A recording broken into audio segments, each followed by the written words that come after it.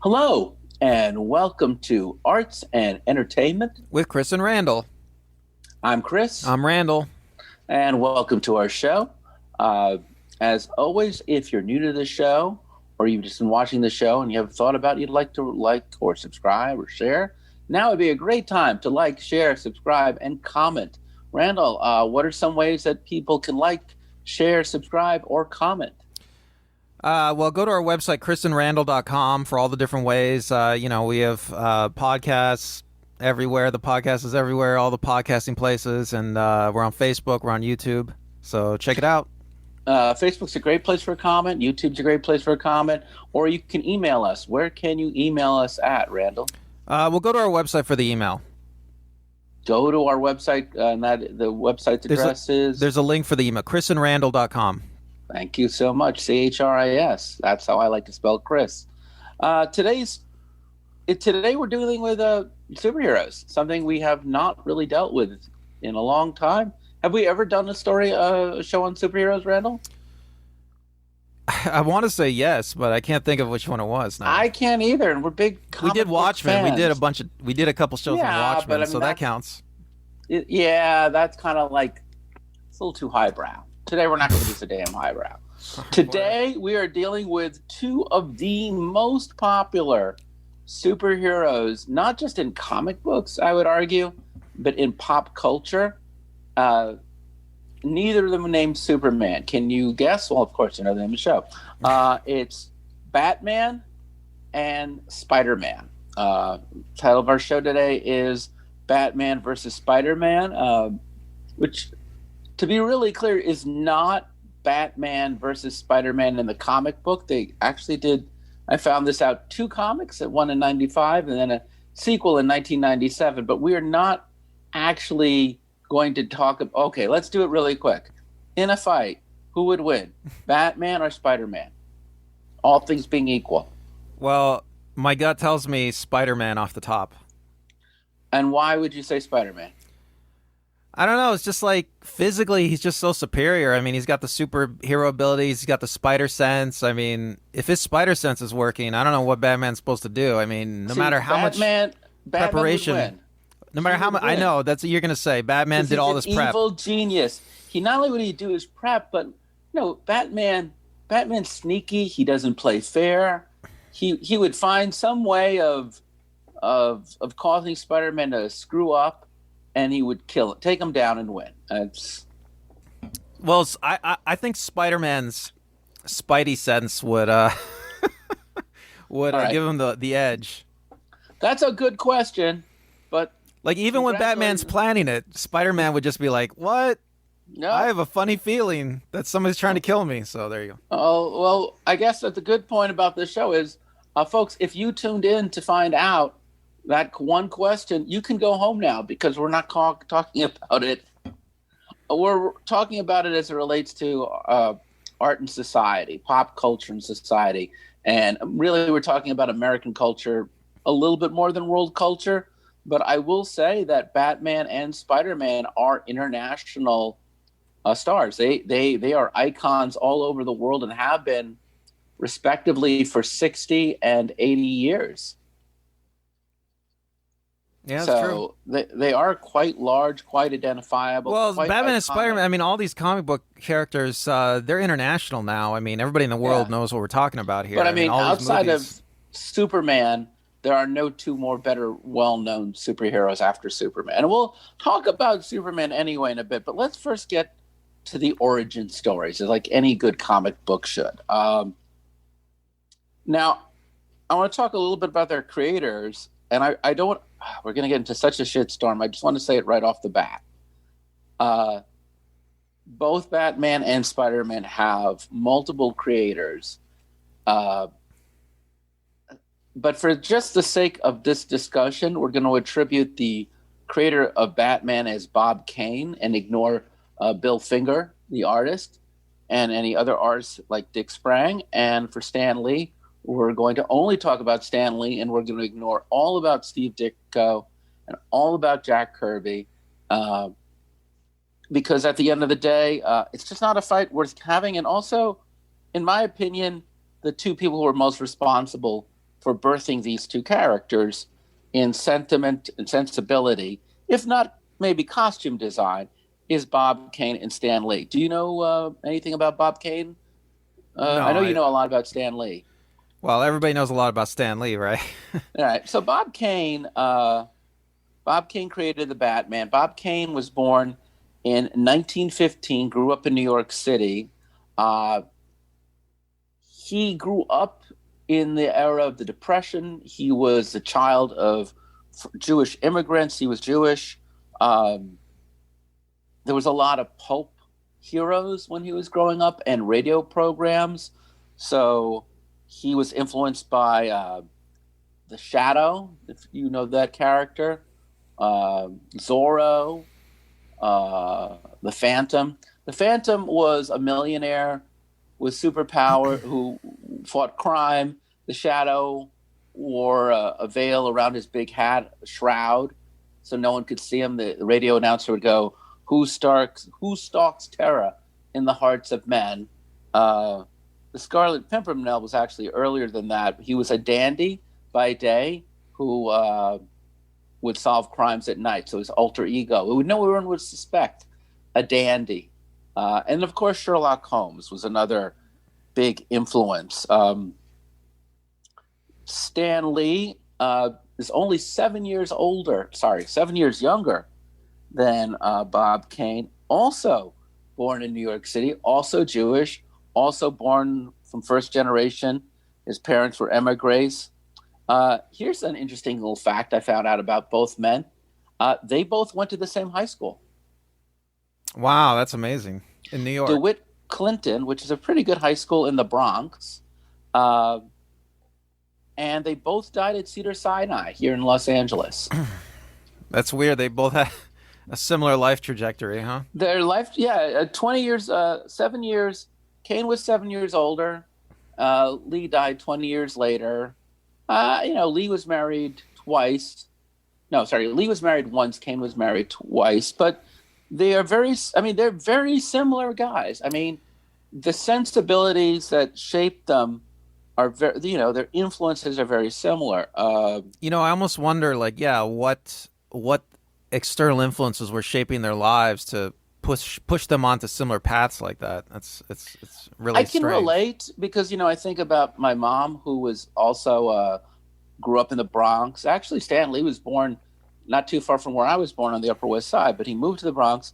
But I can relate with my mom, who was also a first generation Jewish American, and that my mom is considerably younger. Actually, my mom was born the same year Batman came out. So, but there is something about that early generation of first generation American European Jews in New York City that I really think helps shape a lot of what we think about with superheroes. Even Stan Lee talks about how he was influenced by a pulp character named the Spider.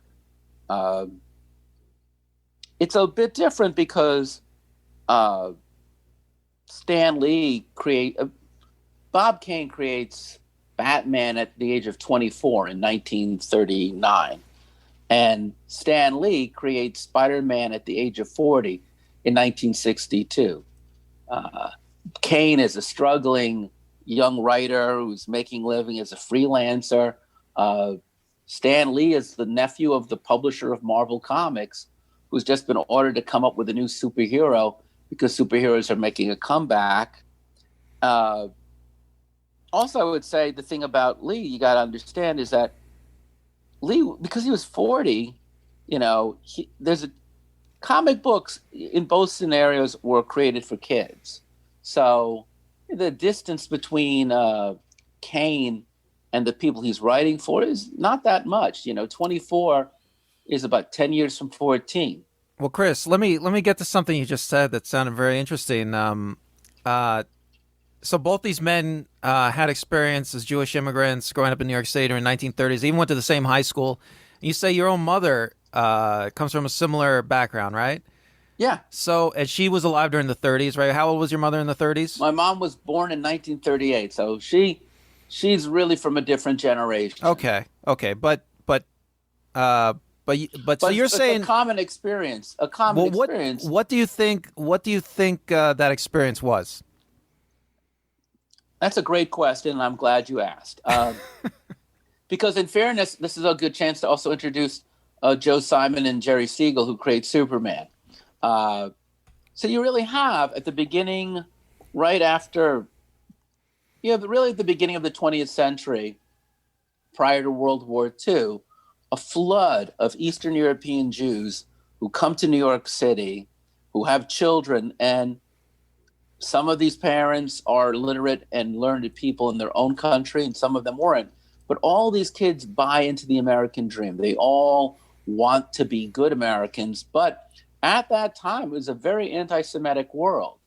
And Jews were literally kept as outsiders. There were all sorts of clubs and businesses and schools they were prevented from going to because they were Jews. America was an overtly Christian society. It was an overtly anti-Semitic society. All the icons of success were Christians. The cities, especially New York City during the Depression, had this great, it was interesting because in the 20s, there was a great deal of wealth. And then by the 30s, there'd be a great deal of poverty. So you have these great contrasts between very wealthy cosmopolitan New Yorkers and very poor or very working class immigrants. Well, can I ask I'm you? hoping I'm painting the picture. But the biggest thing I wanted to say is the sense of being an outsider, which I do think informs Superman, Batman, and Spider-Man. Could I ask you? Would you mind talking about your background and your name, Chris? I mean, because you've told me this before personally. So you were born what year? I was born in 1965. Even though I'm Jewish, I was named after a Roman Catholic saint. So that gives you a sense of assimilation and how important assimilation was to Jews of that period of history. Both your parents were Jewish. Yeah. And you have family members who died in the Holocaust. Is that correct? Yeah. And your parents gave you a very Christian name, and they didn't send you to the, what is it, the temple, the Jewish temple? I was not. I was raised by secular Jews. Okay, but your parents wanted you to assimilate. They gave you every opportunity to assimilate, right? They didn't want you to. I mean, I'm from a different generation though than Stan Lee and Bob Kane, where but it was much more. Go ahead. True, but I mean, your own experience speaks to the anti-Semitism you're speaking of, right? Just how much your parents wanted you to assimilate and fit in and appear to be a good Christian or give you the chance to, right? Well, that's a great point. I mean, one of the reasons why people asked Bob Kane, why did he make Batman Bruce Wayne so wealthy, is because he grew up poor and he always thought it'd be great to be a wealthy man. And that was an idealized version of the American dream, to be this patrician, wealthy man who lived at the top. Which is interesting because Stan Lee, when he creates Peter Parker, he's really coming out of a completely different world. He's coming out of the baby boom of a period of affluence. Even though Stan Lee is living in Long Island, which is at that time was a fairly middle-class Jewish haven, he puts Peter Parker in Queens, which is a slightly more blue-collar, but also adjacent borough to Long Island that is fairly Jewish and fairly ethnic. I do find it fascinating that both men were obsessed with the two polarities, It is interesting to me, too, that you're talking about this immigrant Jewish experience they both had, and neither of them made explicitly Jewish characters. I mean, you would think, there is something today, right, we have this identity politics where if you're a content creator, you're going to make characters who are your identity, right? They're your religion, they're your ethnicity. But these two men made characters who were part of the mainstream group, so to speak, right? Yes. And but the thing that keeps the Judaism, I would argue, whether they care to deal with it or not, is a couple of themes. One is that of the outsider, but also just a moral code. I mean, Judeo-Christian values, or we can even expand it to Abrahamic values, are fairly similar. But, originally Hashem, as we like to refer to him, was a war god, a god of vengeance, a god who's vigilant and watching. So I would argue that in some senses, you're dealing with a lot more with Old Testament morality in the moral universes of Batman and Spider-Man than you're dealing with the Christian morality in them. And let's go really now into the characters to kind of help illustrate the point. Let's talk about their origin stories. It's interesting that they both are orphans at a fairly early age. Peter Parker's a bit confusing because when we meet him before he's a superhero, he's being raised by his aunt and uncle, and he's 15. So he already has lost his parents at some point in his early childhood, but it's never made explicitly clear.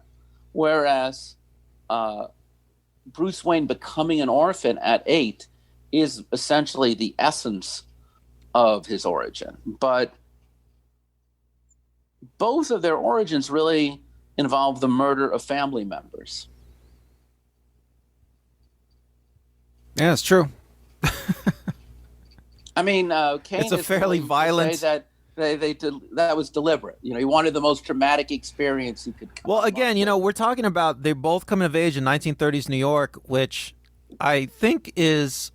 I mean, if you read some of the classic Batman and Spider-Man stuff, you do get a sense that the streets of the city are crime-ridden. Yeah. And full of mayhem and criminals and just, 1930s New York, I think was like that. I mean, they're both murdered by robbers. They are both murdered by robbers. They're not murdered by supervillains. There's no elaborate act of betrayal. There's no magical villainy. It's just a simple robbery that went south. They weren't even murdered they were murdered almost just because they failed to be good victims of a robbery. Yeah, and the American crime rate is very low compared to historical precedent today. And I think a lot of people who would look at the origin stories of Batman and Spider-Man, they would think, well, these are extraordinary crimes. But I think that when these stories were conceived, these were just commonplace everyday crimes. I would honestly say, because it's of the 60s and that particular era, the odds of being murdered by a burglar in 1962 were not that high. The rate of violent crime was seriously tapered off by that period of history, whereas in the 1930s, that certainly would be the case. But keep in mind that part of the paradox of Peter Parker is that it's a guy born in the Depression writing his version of what it would be like to be a young person in the 60s. So he's still referencing a 1930s world of crime when he thinks about the murder of Uncle Ben. And, it's interesting because both of them are victims of street-level crime. They both Spider-Man and Batman are formed really as street-level heroes. Superman is not really a street-level hero. Superman is a guy who takes on, the Brainiac 5. I'm sorry, Brainiac, and, an alien who collects other planets. Or he does take on Lex Luthor, but Lex Luthor is not a street-level villain. He's a corporate genius, But don't you think isn't early Superman more of a street-level brawler? No, he takes on social justice and he fights capitalists. But even then, it's still on a slightly bigger spectrum than, Metropolis is a clean city, and most of the things that it has to deal with are on a bigger level, whereas Gotham is a dirty city that needs cleaning up. New York City of Stan Lee's world is not as dark and dreary as Gotham, but it still falls prey to, all sorts of robbers. And again, I will say that both Batman and Spider-Man today have long outgrown their urban level, but it's interesting that they both choose, a bat and a spider to identify with. I mean, it's almost you could almost argue it's kind of the opposite of being a Superman, right? It's a superlative. He's a Superman, but like a Batman is to strike fear. And I've always felt like a Spider-Man. I guess people fear spiders, right? So they're both, bats and spiders. These are creatures that are ugly. We're getting to a major difference between the two. I mean, Batman chooses a bat, but for Spider-Man, the spider chooses him, right? Spider-Man. Yes, and I really want to get into that in just one moment when we talk about how that plays out. But you're right. It's the difference between fate, right? Do we choose our fate, or does our fate fall on us? You're right. And Batman, he chooses a bat because he observed a bat and he wants to strike fear. Whereas you're right, Spider-Man is just bitten by a spider. Spider-Man, well, we'll see this as we talk, but yeah, Spider-Man just he's a kid that's born on the waves of fate. He doesn't make many choices for himself. But I think if we could get back to that in just a moment, because I want to just talk about one of the defining commonalities that they both have, and then let's relate to what you just said, which is they're both defined by the paradox of being extraordinary and vulnerable, as opposed to Superman, who is just simply extraordinary. Does that make any sense? In other words, Superman has a super brain, and he's got super strength and super speed and super vision. He's indestructible, and he's a superior being. We didn't bring this up, but we should have in the beginning. But Superman is one of the first superheroes, quote unquote, and they sort of threw everything into him. And as the years went on, they gave him even more stuff. So like when Superman first started, he could only jump over buildings. He could jump really high, and then eventually he could fly. But he could lift a car. He had X-ray vision. He's an alien. He's not even one of us. They made and they made bullets bounce off of him. Yeah. They made his X-ray vision into like laser beams that shoot out of his eyes. I don't even know if they've ever defined what's going on with his eyes, but it's. Whereas I think the things that and this I just want to get to this before we talk about what you just said about how they relate to their sense of calling, is that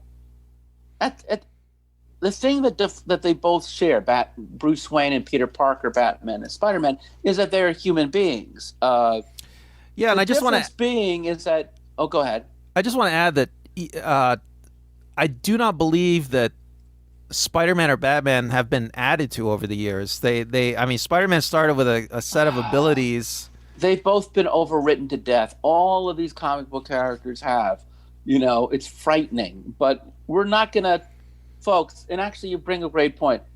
Yeah, there's a lot of updates to the Superman, Spider-Man, and Batman that we're talking about that we're not going to cover. We're really going with the most well-established versions of all of these characters. So to be clear, we're talking about a Batman with no superpowers, who is the world's greatest detective, a master of disguise, a gadgeteer. Right. I'm just saying that I don't think. Yeah. So Batman's a good example. Like, I don't think they've ever given him like kind of any super ability, right? He's never acquired a super ability over the years. Only for one shot, only for, an alternative world. You're absolutely right. And Spider-Man has never really acquired more super abilities. I mean, maybe you could argue a couple, but they've never really stuck, right? Exactly. Look, Spider-Man has an actual superpower, which Batman does not have. But and I want to get to that in a moment. But at their core, but your point is they're vulnerable. They're not overpowered like Superman. And they're human beings. They have the limitations psychologically and physiologically. They will get old. They will age at a normal rate. They have psychological issues, vulnerabilities. They're both. If you stripped Spider-Man from his superpower, I think it's fair to say that he and Batman are both guided by their sense of duty and their intellect. Mm-hmm. And their intelligence really informs a lot. But Now let's get to what you were saying about the differences, because it is such a big difference to be a man, even like Peter Parker, who does have an unnatural ability to. He has some level of super strength. He has the ability to stick to walls, and he has this advanced sense of warning. His spider senses, his spider webs. It's sometimes different, but originally his spider webs were something that he creates intellectually, and it's a gadget. I know for some of you who only know Spider-Man through the movies, they have the webs come out of his wrists, but that's really not canon. But you were saying about their sense of duty being different, that one is chosen and one is fated. So elaborate more. I'm really curious. Well, I mean, I think that's a quite obvious difference. I mean, Batman chooses to become Batman. I mean, he very much consciously makes the choice, and he has many years to think about it. He never had to be Batman. He just decided one day to be Batman, and most of his origin stories show him training over many years to become Batman. Now, Spider-Man, on the other hand, resists becoming Spider-Man. I think in the comic book origin story, he originally decides to use his newfound superpowers. His superpowers, they just accidentally come to him because he's accidentally bitten by a radioactive spider. Yeah. And he decides to use the superpowers to make money. He decides to become a professional wrestler. And then there's a horrible crime that he could have prevented, and he decides that with great power comes great responsibility. Well, let me slow you down, because this is so seminal. I think it's worth breaking down. So, 8-year-old Bruce Wayne goes to see The Mask of Zorro with his father and mother. After the movie is over, a man tries to rob his father with a gun.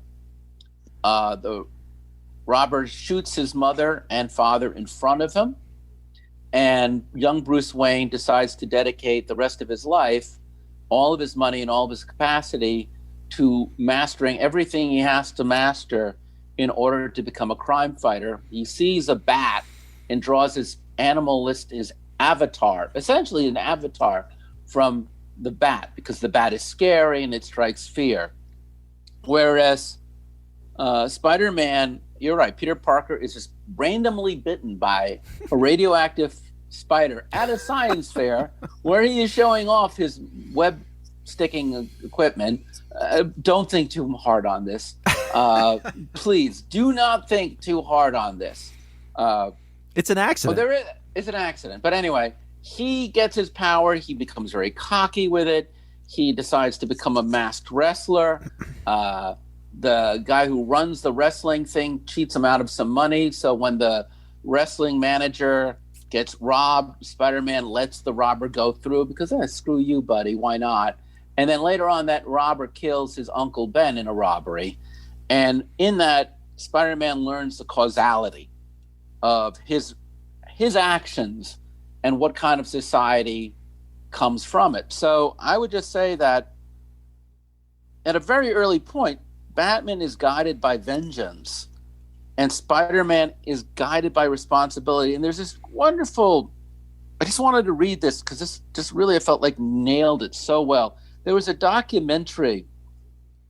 In the very first issue of the Batman, and this really kind of sums up what you're talking about here, his credo.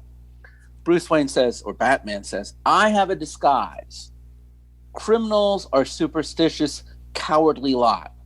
So my disguise must be able to strike terror into their hearts. I must be a creature of the night, black, terrible, bat. Bruce Wayne, Detective Comics 33, November 3rd, 1939. So that particular vengeance, and actually it's really interesting when I think about like a war god, like Hashem, it's really there. You know what I'm saying? You know, this is the same God that killed all the firstborn Egyptian males. Are you with me on that one? And it gets really good because there's this quote. So there was a television documentary called Batman Unmasked about the psychology of the character. And the behavioral scientist Benjamin Carney notes that Batman's personality is driven by Bruce Wayne's inherent humanity. That Batman, for all its benefits and for all of the time Bruce Wayne devotes to it, is the ultimate tool of Bruce Wayne's efforts to make the world better.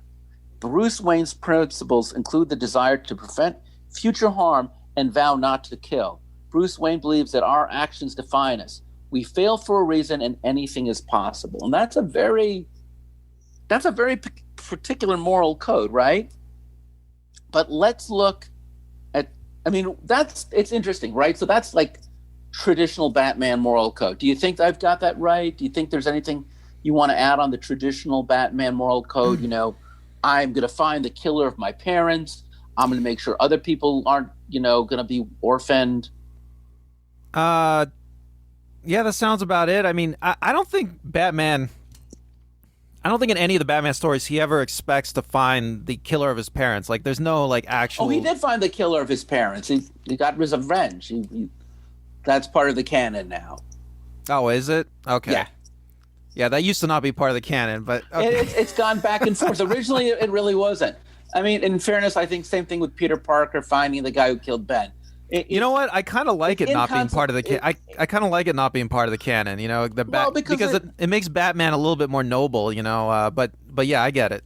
It's inconsequential, though. Is the truth, right? I mean, whether they ever found the killer of their parent or not, or the killer of Uncle Ben. Well, I guess it depends. What happens after he finds the killer? Does he keep being Batman or does he retire?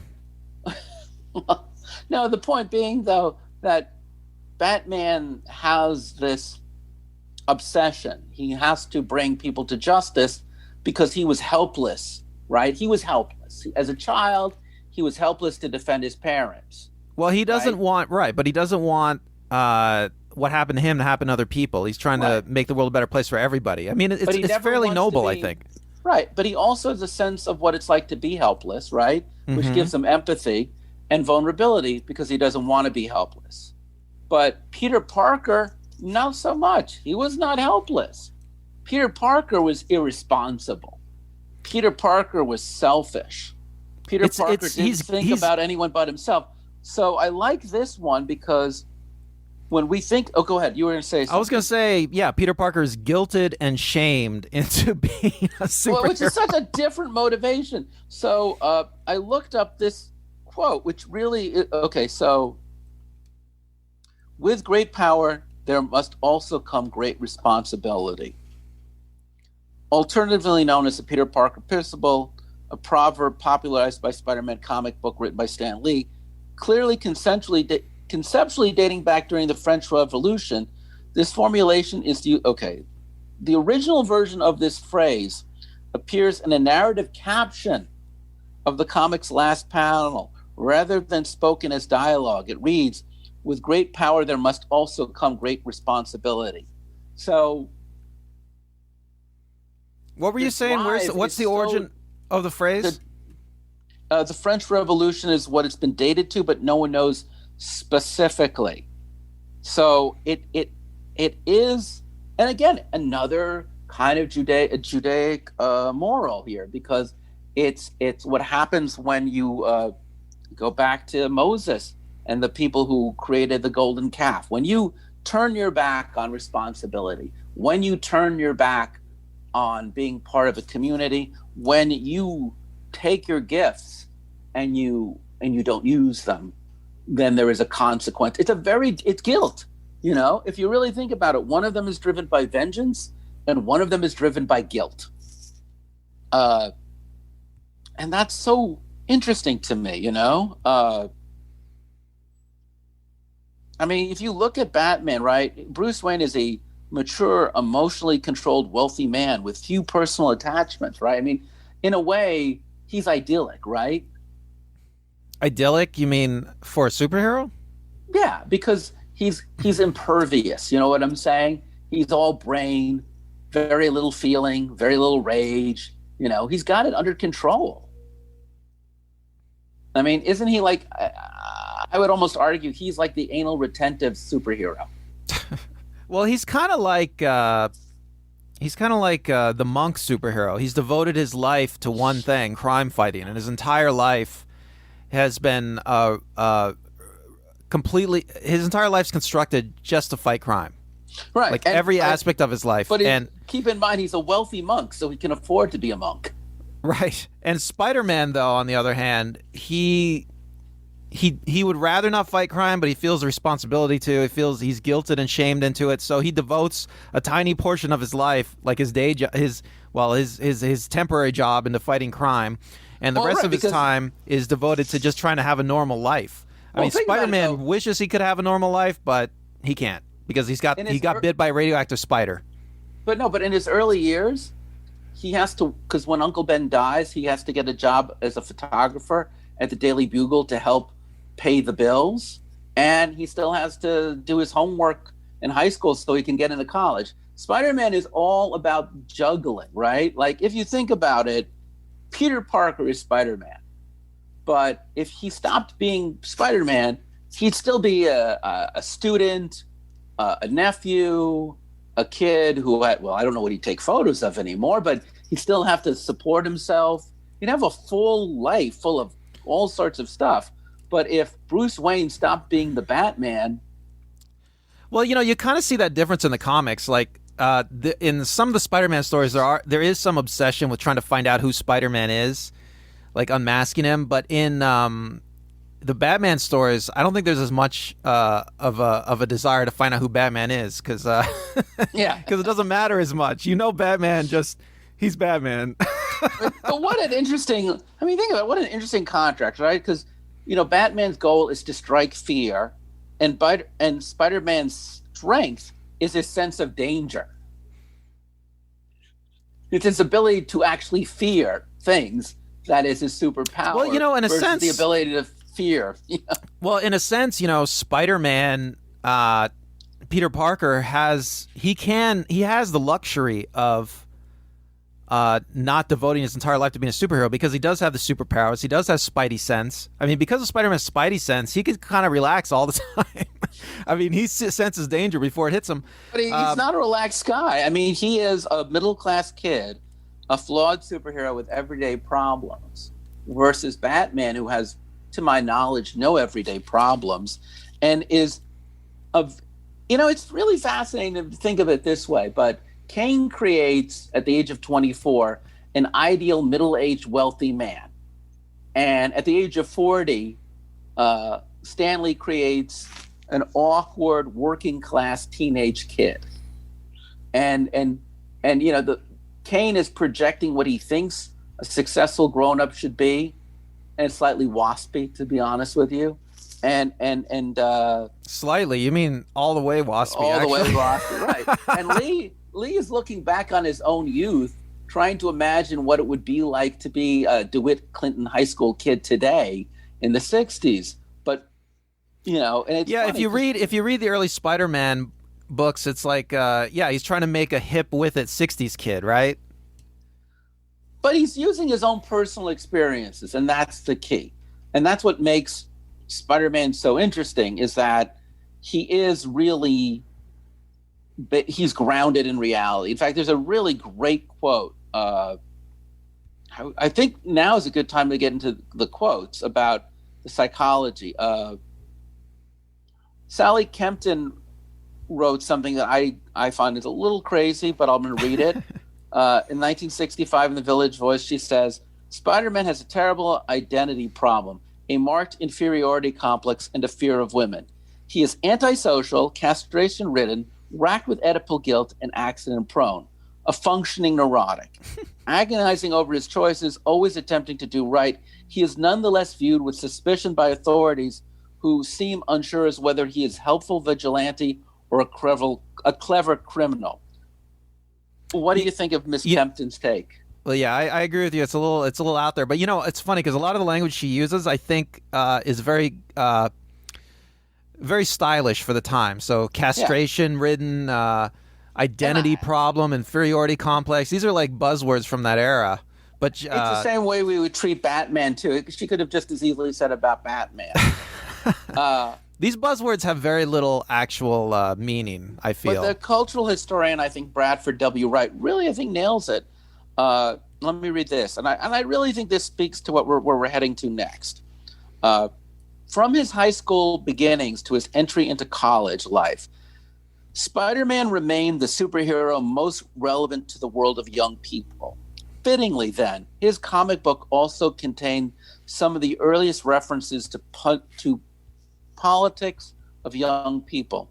In 1968, in the wake of an actual militant student demonstrations at Columbia University, Peter Parker finds himself in the midst of similar unrest at his Empire State University. Peter has to reconcile his natural sympathy for the students with his assumed obligation to combat lawlessness as Spider-Man. As a law-upholding liberal, he finds himself caught between militant leftism and angry conservatives. And that is really interesting to me because Spider-Man really is the quintessential young man as hero, right? In our grounded reality. And I would argue Batman, Bruce Wayne, is really the quintessential dad who lives more in the world that we either imagine being, is it either a wish fulfillment or a nightmare? But not really our world, right? He's a projection of our hopes and our fears when we get older. Batman. You think that's true? You Batman. Well, I'd have to think about it, but yeah, it's an interesting point, Chris. I think this is the difference between DC Comics and Marvel Comics, because in Marvel Comics, and Stan Lee, who creates Spider-Man, is responsible for the majority of Marvel Comics, and Spider-Man really sets the style for contemporary Marvel Comics in that it's, what if a very regular guy got an extraordinary gift and still had to live in the real world? Whereas, as we've just said before, Bruce Wayne is the alter ego of Batman, but DC worlds, I would argue, are expressionistic, right? They're the ultimate embodiment of good and evil. Whereas, right. So this is a point you've made to me many times in our discussions. Yeah. You say to me that DC is about the gods and Marvel is about humans. Although I would say, because of the superpowers that Marvel heroes have, they're more like the Titans, right, or the demigods.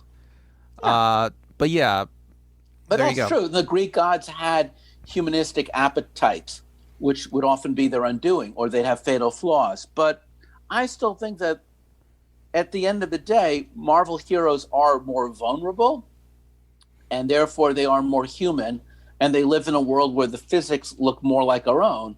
And at their most, they are psychological manifestations, you know. Peter Parker is defined by his insecurity. And it's fair to say that Batman is defined by his obsession with fighting crime, but he's still, I would argue, an expressionistic hero, that he lives in an emotionally expressionistic universe where there is almost an operatic level of evil and good, innocence and virtue. Well, yes. Well, the funny thing about Batman, I would like to say, is that even though he's DC, he is kind of a god. He's a man who made himself into a god.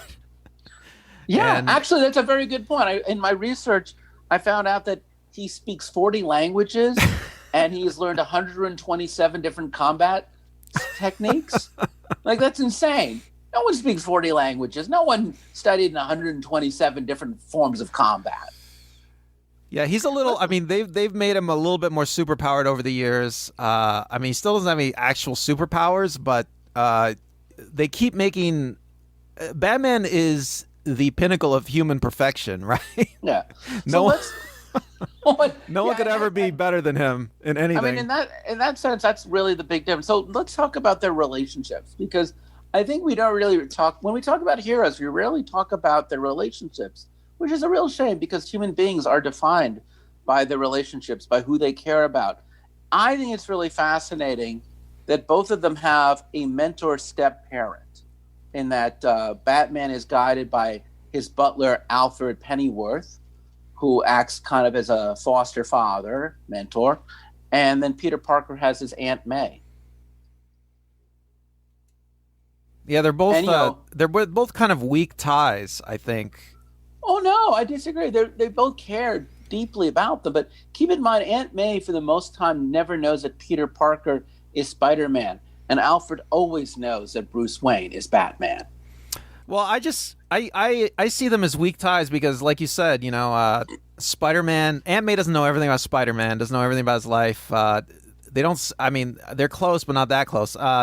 And with Alfred, I don't think there's anyone closer. I think that both characters have the strongest love for those two people.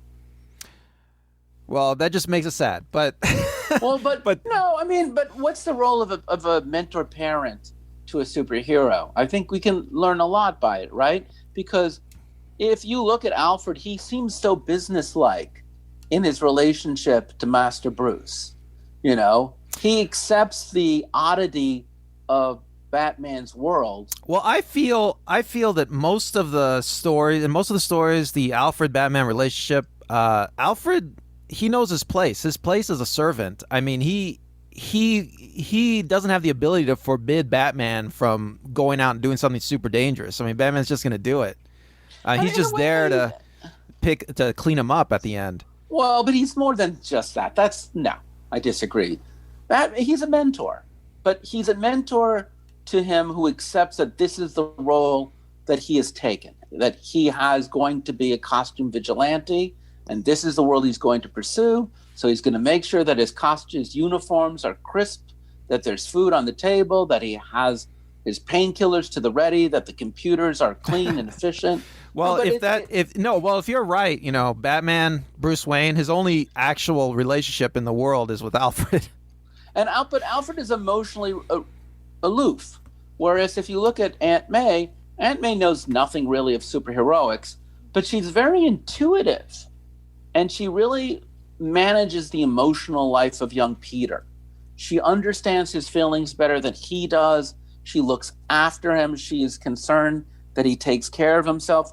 It's quite the opposite relationship if you think about it. Whereas Alfred really helps Bruce manage the business of being Batman, I would argue that that Aunt May is the one who keeps Peter tethered to being a human being. Even when she finds out that he is Spider-Man, she is always insisting that he takes care of the responsibilities of his normal human life. Yeah, I can see they both have similar roles in these people's lives, in Batman and Spider-Man's lives. Let's look at the romantic relationships between Bruce and Peter. Batman, he only has the one relationship with Alfred. I mean, most of his romantic relationships are like they're just cover for his Batman character, right? Oh no, that's the Bruce. No, I mean Batman has he's been romantically involved with Catwoman, Talia al Ghul. Are those real relationships though? I mean, what aren't those like all screwed up? Children with both of them. Really? Okay, I haven't read those stories. Yeah, I mean, but his type of woman is normally dangerous women, and it's unstable relationships. And for the most part, you never expect whoever he's involved with romantically to be around for very long. And he never picks normal women. I mean, he does every so often, but the Vicky Vales tend to be so unimportant. And almost it feels to me like he's best known for having sex than for being in love. By the very fact that he's actually had 2 kids by 2 different dangerous villainous women. He's also is part of this thing where he's only attracted. Wonder Woman is the only hero I know that he's ever been romantically linked to, and even there, it's never really dealt with in any serious manner. Well, he's not interested in being a normal person. Okay, so he's only interested in being Batman. I mean, Spider-Man wants to have a normal life. Why don't you talk about Spider-Man? He's dated a number of women, but he has had 2 great loves. His first great love was the girl that he fell in love with in college, Gwen Stacy.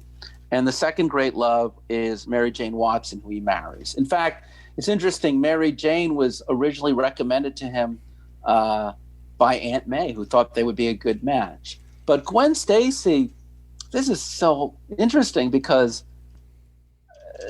he had given him a few girlfriends in high school before he got up to Gwen Stacy, but Gwen was his first serious relationship. And in the comic books, they were concerned that the way they were going, they would have to marry him off to Gwen. And in the early 70s, they thought you really couldn't have a married man be a superhero.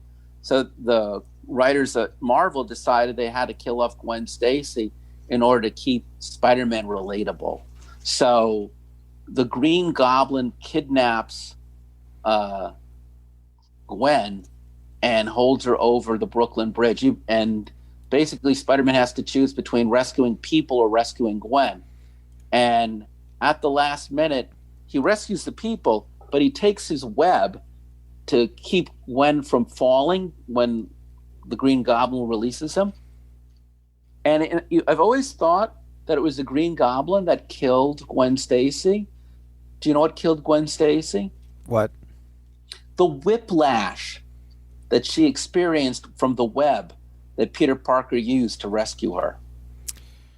That's pretty sad. And that's in the comic, right? So it's the second great epic tragedy of Peter Parker, right? Is he actually kills the woman he loves. Well, that again, that's an accident. I mean, it just shows. Accident. I mean, Peter Parker, his life is so much. There's so much luck involved in the Spider-Man story, and I like that they keep that theme going. Yeah, Batman. Fact, he becomes romantically involved with Mary Jane only after becoming.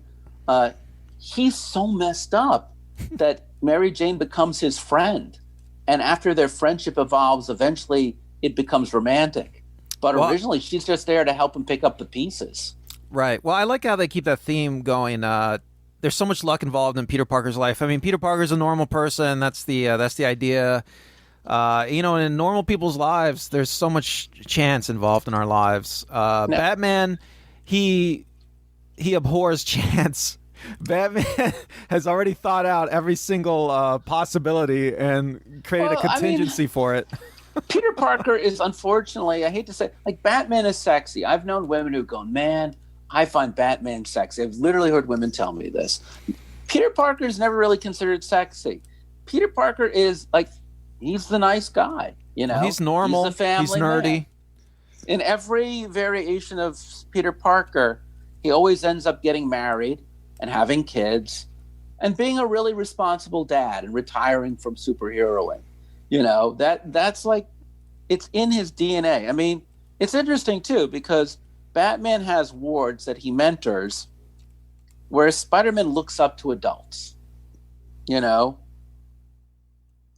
a Robin, there's been several Robins, whereas we think it's Spider-Man, he looks up to Tony Stark, Iron Man, he looks up to Captain America. Batman on a team is often the leader, but he's always suspicious of his fellow teammates. He's always coming up with a master plan to kill every single member. Well, he has to think of every contingency. See, Batman doesn't appreciate luck. He doesn't want to give luck a fighting chance. Yeah, whereas Spider-Man is just the opposite, right? He's a follower. He puts his faith and his trust in whoever he believes in on that team. He believes in the best of everybody, and I would argue, while he may not be a leader, he tends to inspire people to become part of his group. Well, the funny thing about Spider-Man is he has this luxury because he has the Spidey sense. I mean, if anybody ever tries to betray Spider-Man, he sees it coming. Yeah, but he's not confident that way. He is not confident. He is so not confident. He has that, but he doesn't ever rest on it. That doesn't put him at ease. You know what I'm saying? In a way, it's like just having a really terrible anxiety disorder where instead of being paranoid, you're just highly prophetic. Well, he's a normal person. He is anxious about the things normal people are anxious about. He's a little bit more anxious than a normal person, perhaps. But yeah, his Spidey sense really only kicks in when he's about to be killed. So... But it's just interesting because on a team, he doesn't like to take the lead. And on a team, instead of trying to figure ways of killing his members, he's just trying to constantly trust that whoever he's on a team with will be there for him. Well, it's really... Go ahead. I just want to say, the funny thing about Spider-Man, he's not a mastermind. He's an intelligent person, but he's not really... He's not a super genius like Superman or Batman. Well, actually, now they've made him a genius, so I wish I could say that wasn't true. But like a great example of this is Peter Parker has friends. Peter Parker has a girlfriend, an aunt, co-workers, a boss. He's got a normal life. Boss. He's got responsibilities to his boss, to the school, to his employer. He's got his buddies. And then, it's interesting, too, because, one of his greatest villains, the Green Goblin, is Norman Osborn. And Norman Osborn's the dad of his best friend, Harry Osborn. And in time, Harry, his best friend, will become one of his greatest villains, the Green Goblin, too. So there is even like personal connections. Whereas in Batman, until you get into the modern era, Batman has no relationship with the Joker personally. There are no people from his world that he's going to have to eventually fight. They both fight animalistic or scientific villains, but their villains are both similar and different. Who is your favorite? Just name me like two of your favorite Batman villains. Well, I think I already told you pre-discussion that Superman was my favorite Batman villain. Okay, I thought that was outside of Superman. That's always been my favorite. Whenever he fights villains. Superman, out of evil villains with Batman. Oh, geez, this is a tough one. Outside of Superman, it's tough. I mean, the Joker's always been to me like too one note as a villain. I mean. Well, I really like the Joker, so I'm going to pick on the Joker versus Green Goblin for a second, right? The Joker is full-on committed to villainry. He's iconically evil and crazy and wears very elaborate stage makeup and identifies with a card. Whereas the Green Goblin just wears a green freaking mask, has his bombs, his technology. I mean, technologically speaking, I think the Joker is better. I think he's smarter, he's more evil. But as you say, Green Goblin seems to be driven by something that feels a little more grounded than the Joker, right? Yeah. Go ahead. Yeah, the Green Goblin, more interesting than the Joker? Yeah, sure. I mean, I think most characters are more interesting than the Joker. I mean, I know that a lot of people like the Joker, but... I mean, they both go after the people in their heroes' lives. They're both sadists, they're both cruel. They're both greedy, they're both vengeful, and they're both unhinged. But Joker is like a mirror image of Batman. Batman just devotes his whole life to being a crime fighter, and Joker devotes his whole life to being a butt, to making people's lives horrible. But go ahead. But that makes it not that interesting, I feel. Ra's al Ghul, right? Do you remember Ra's al Ghul? He is one of my favorite villains of all time. So we both agree on that. We both like that guy. I asked John Byrne, the comic book writer who has worked for Marvel and DC, if he could choose one DC villain to bring to the Marvel universe, who would it be? He said, I would love to write a team up with Ra's al Ghul and Doctor Doom called The Day Evil Won. In fact, in the Spider-Man team up, they did a sequel in 97. Ra's al Ghul teams up with one of my favorite Spider-Man villains, the Kingpin. Yeah, the Kingpin's great. So Ra's al Ghul gives the Kingpin's wife cancer and blackmails the Kingpin to say that only if the Kingpin does what Ra's al does, follows his orders, he will give his wife some formula from the Lazarus pit that will cure of her cancer. I mean, and in that moment, you really see the difference between Marvel villains and DC villains, right? Because Ra's al Ghul, his motivation is that humans are a threat to the planet, and he is the ultimate eco-terrorist. But he's willing to just go do what, by all means necessary. Whereas Wilson Fisk, you could never see him do that, could you? Maybe not. Not that he's a good man. He's a horrible person. But he does have a slightly more grounded sense of principles. And in the end of the story, Batman and Spider-Man end up getting the formula to give to Fisk's wife so that Fisk doesn't have to worry about that. And Fisk doesn't even go to jail, just... Well, Ra's al Ghul is great because he's a mastermind. He's one of the greatest masterminds, evil villains in any of these comic books. How do you say his name? How am I saying his name right? Who knows how to say it? He was created in the 1970s. He's actually one of the more modern villains. He's a great villain. He's an immortal. He's the head of the Assassin's League. He's part of a secret society. Yeah, it's great.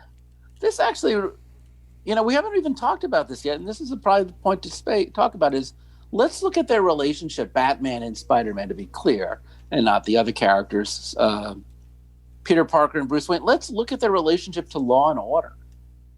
Okay. I mean, they're both costume vigilantes.